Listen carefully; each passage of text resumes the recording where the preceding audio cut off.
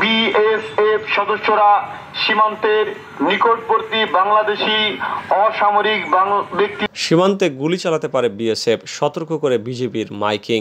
সীমান্তে গুলি চালাতে পারে ভারতীয় বর্ডার সিকিউরিটি ফোর্স বিএসএফ, সতর্ক করে মাইকিং করছে বাংলাদেশ সীমান্তরক্ষী বাহিনী বিজিবি। পরবর্তী নির্দেশ না দেওয়া পর্যন্ত সীমান্ত এলাকায় যেতে বারণ করেছে বাহিনীটি। বুধবার বেলা 12টা থেকে যশোরের বেনাপোল শহর সীমান্ত এলাকায় 49 বিজিবির অধীন আইসিপি ক্যাম্পের কাছ থেকে এই মাইকিং করা হচ্ছে। মাইকিংয়ে বলা হয়েছে বিএসএফ সদস্যরা সীমান্তের নিকটবর্তী বাংলাদেশি অসামরিক ব্যক্তিদের লক্ষ্য করে গুলি চালাতে পারে। বাংলাদেশি জনসাধারণকে সীমান্ত এলাকায় না যাওয়ার জন্য বিশেষভাবে অনুরোধ করা হচ্ছে।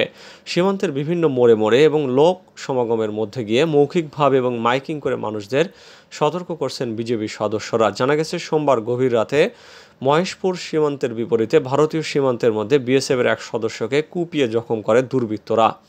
বিএসএফের ধারণা এই কাজ বাংলাদেশের দুর্বৃত্তরা করেছে, এজন্য প্রতিশোধ নিতে বিএসএফ গুলি চালাতে পারে।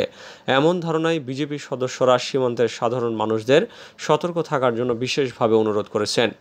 বেনাপোল পৌর কাউন্সিলর কামাল হোসেন বলেন, বিজেপির পক্ষ থেকে আমাকে জানানো হয়েছে ইউনিয়ন এবং পৌরসভার প্রতিটি ওয়ার্ডের ইউপি সদস্যদের মাধ্যমে গ্রাম পুলিশ দিয়ে যেন জানিয়ে দেওয়া হয় সীমান্তবর্তী কাঁটাতারের আশেপাশে গরু ছাগল কিংবা কৃষিকাজের জন্য কেউ যাতে না যান। এরপর বিষয়টি মাইকিং করে সর্বসাধারণকে জানানোর জন্য বলা হয়।